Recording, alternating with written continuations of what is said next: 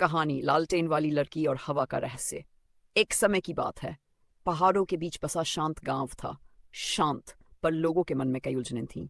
उस गांव में तारा नाम की एक युवा कुम्हारिन रहती थी।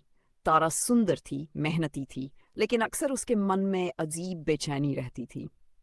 जब भी कोई बाहरी यात्री गांव में आता, कभी व्यापारी, कभी गवैया, कभी साधु, तारा को लगता कि वे गांव के लोगों से कहीं ज्यादा आकर्षक, स्नेही और समझदार हैं। गांव वाले उसकी इस आदत से परेशान रहते। एक दिन गांव में एक बूढ़ा घुमंतू फकीर आया। वह लोगों की समस्याएं सुनकर उन्हें उदाहरणों से मार्ग बताता था। गांव वाले तारा को उसके पास ले गए। फकीर मुस्कराया और बोला, तारा, तुम मेरे साथ चलो, मैं तुम्हें कुछ दिखाना चाहता हूँ। वे दोनों जंगल की तरफ निकल पड़े। शाम जल चुकी थी और सूरज की आखिरी किरणें पेड़ों पर लटक रही थीं। थोड़ी दूर चलकर फकीर ने एक पुरानी धूल भरी लालटेन निकाली। उसने कहा, तारा, इस लालटेन को जलाओ। तारा ने लालटेन जलाई। धीमी पीली रोशनी उसके चेहरे पर पड़ने लगी।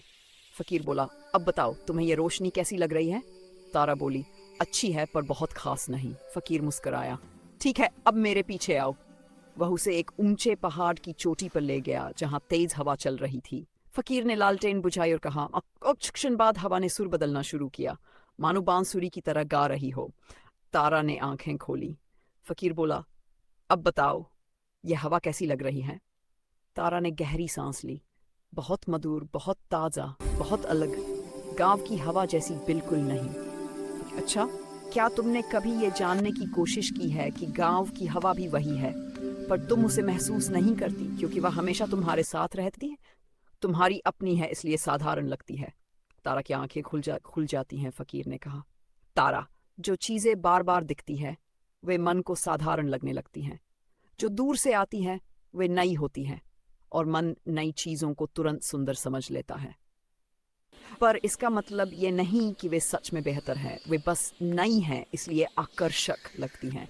तुम्हारा मन नवीनता की तरफ खिंचता है, सत्य की तरफ नहीं। तारा चुप रही। फकीर ने आगे कहा, यही कारण है कि लोग अपने आसपास की अच्छाइयाँ नहीं देख पाते, क्योंकि वे परिचित होती हैं, और दूर की चीजें चमकदार लगती हैं क्योंकि वे अनजानी होती हैं। तारा का परिवर्तन तारा समझ चुकी थी। घर लौटते समय उसने गांव की हवा को महसूस किया, पहचानते हुए कि वह हमेशा से वही सुंदर हवा थी, बस उसका मन उसे अनदेखा करता रहा था। उस दिन के बाद तारा के विचार बदल गए। वह लोगों को नए नजरिए से देखने लगी, और पहली बार उसने अपने ही गांव में सुंदरता खोज ली।